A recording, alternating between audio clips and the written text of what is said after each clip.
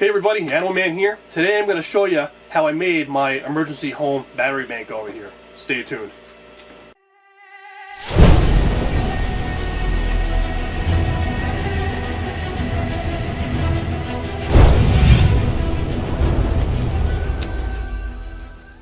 So what I've got here is a 30 amp die-hard battery charger, and I got that from Sears, but you can get a very similar model by Schumacher. Get that on Amazon, probably find it at Walmart too.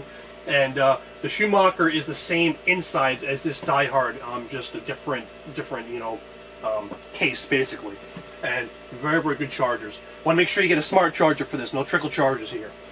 And then I've got 3 Group 29 lead acid marine batteries from Walmart, and they cost about $100 a piece. Then they charge you like $10 for a battery core fee, and so I decided to use those just because they're cheap, they're easy to replace, they're easy to find, and the Group 29 size means they store quite a bit of power. They're larger than what would be in most normal cars.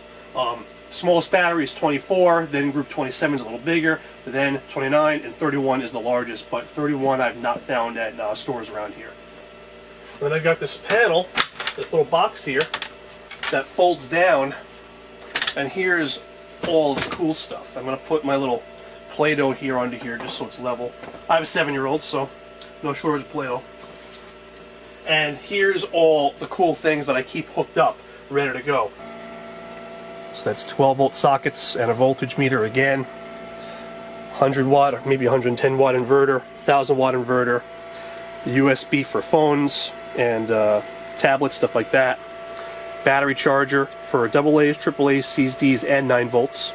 Not my best charger, but I just wanted one that could live here. And my surge protector, power strip, ready to hook up extension cords to run for lighting or heating throughout the house if I need to, and that light bulb. That way, if power's out, I hook this up, I've got light ready to go so I can see what I'm doing here at my little workstation. Play-Doh! So here's a close-up of the charger. It's 100% charged, it's about to shut down and go into maintenance mode.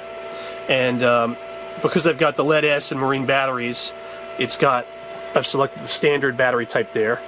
That just shows you that green one that is charging. That means you've got the clamps connected right. I've got it on rapid charge. The only thing I don't like about this charger is if I lose power or something, it automatically by default goes back to the 2 amp trickle charge, and I've got to always check to make sure that I put it back on the 30 amp rapid, so if these suckers start to drain, it'll ramp it back up to like 14.5 volts to get more juice in here. And then this is the display to go between like battery percentage and the voltage. So very simple charger, very easy. Here's the batteries. So I've got alligator clips connected to one of these batteries, and I've got that going to this voltage meter, which always tells me what the voltage of the batteries are. It's at 14.7 now because the charger's on, then it will gradually go down to probably about 12.7, 12.8, which is considered a full battery charge for these batteries. And here's a little charge meter that I printed out. So right there it tells you 12.6 plus is 100%. My batteries tend to go to 12.7 or 12.8. And this is just a rough guide to you. Now, if power's out and I want to hook this baby up, all I do is I go and I hook up this 12-volt socket, and that just made that live. So now I've got that voltage meter going, and that will also go to this small inverter. And now to hook up the rest of this stuff, I've got to just take these clamps down off of here.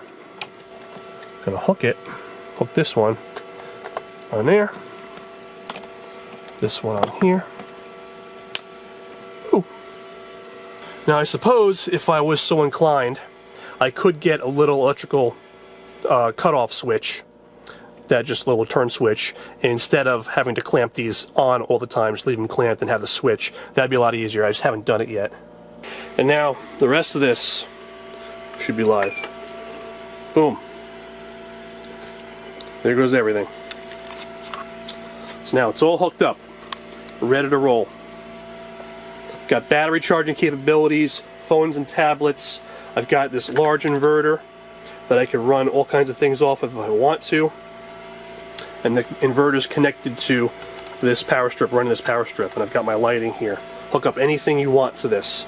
Up to 1,000 watts. So like no heaters, no microwaves, no hair dryers, no coffee makers, you know, no nonsense like that. But there is an awful lot you can do with a system like this. And then underneath it, in these bins here, that the manager of the local CVS graciously let me have, I keep extension cords, LED lighting, Christmas lights, clamp lights for desks, all kinds of things like that. Heating pads are in there. All kinds of things so I can get heat and lighting throughout my house if I need to. And it's all right here in this one area. Now on the shelf up here, I've got another backup 12 amp Schumacher Charger, which is my backup for this battery bank. I tried charging this thing up with that. It takes forever. 12 amps is really just not enough, so then I bought the 30, and the 30 does a great job. But in emergency, if this one got fried or the fan stopped working or something, I've got a backup one. I could even separate these out, maybe to only 2 if I need to, and that 12 amp one will charge up 2, no problem. So I've got options here, and if I want to recharge this in an outage, I can either fire up my generator outside, run the generator for just an hour, and this will charge the battery back up to 100% in about an hour, or I can take a 1,000 watt inverter or an 800, such as this one. This is 1,000. Take that out to my car, turn the car on, turn the inverter on, hook it up to the car, and then use the inverter to power one of these chargers to then power this battery bank back up. So in an emergency, I've got 2 ways. As long as I've got a generator or a car here, I've got 2 ways to keep on charging this thing back up. If I didn't have this inverter and I couldn't bring it out there, and both of my chargers don't work, I can then just I can separate these 3 batteries, take them out one at a time, use jumper cables, hook this directly up to the running car battery with the jumper cables while the car's on, and that'll charge each one to 100% on their own in about, I don't know, half hour or so. So you can do that also, just for some redundancy here and some options here. Very versatile system, very, very cool. I love it. So hope you guys enjoyed this. Got some inspiration possibly, or some ideas to do your own. If you like what you saw, please subscribe to Animal Man Survivor if you haven't so yet.